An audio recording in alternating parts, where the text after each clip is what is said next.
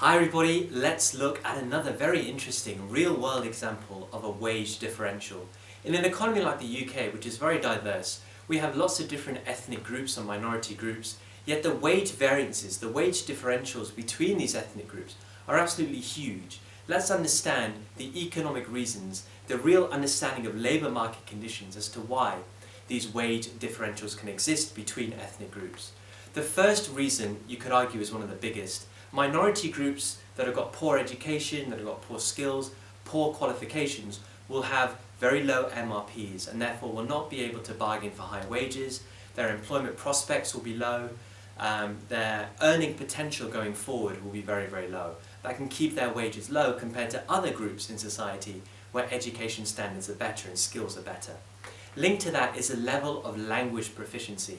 Minority groups that are not able to speak English, for example in the UK economy, will struggle. Their productivity will be low, their employability will be low, their ability to access sectors of the economy that are highly paid will be very, very low. So areas like, for example, banking services, financial services, legal services, these key industries where wages are high. If you can't speak English, you can't access these professions. It's going to keep your wages very, very low. At the same time, if you have minority groups that end up working in low-paid professions, then that's going to keep wages low. There are professions that are always going to be low-paid, and a lot of minority groups will end up working in those kind of professions, and that's going to keep their wages low. You think cleaning, for example. You think things like car washing. You think things like plumbing. A lot of manual labour jobs are often low-paid, and if the minority groups end up working in the same kind of manual jobs, they're always going to be paid quite low.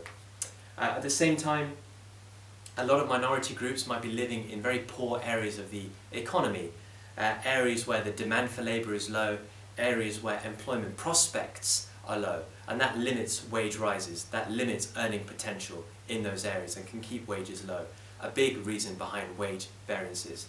It might be the reluctance of minority groups to migrate. A lot of that can come back to cultural factors.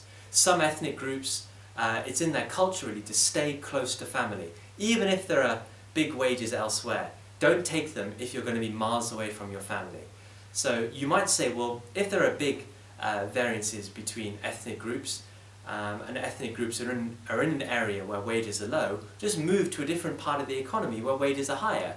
But if culturally you're moving a long way away from your family, and that's not accepted, you may be forced to stay close by and accept a lower wage, and that can keep the wage variance quite high compared to other groups in the economy who are more flexible with their geographic location.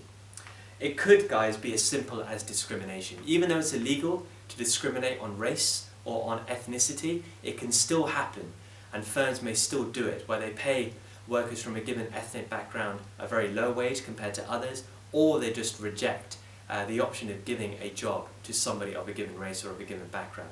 Illegal, but it can still happen, and if that does happen, then again it's a big reason why there might be wage variances between different ethnic groups, large wage differentials between minority groups.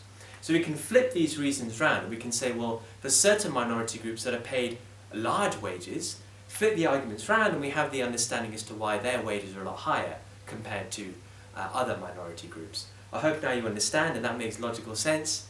It is a very good understanding, isn't it, as to why there are these different wage differentials of ethnic groups. So thank you very much for watching, guys. I'll see you all in the next video where we look at the for and the against, the arguments on the one hand and on the other hand of wage differentials existing in an economy. I will see you in that very, very important video. Thanks for watching.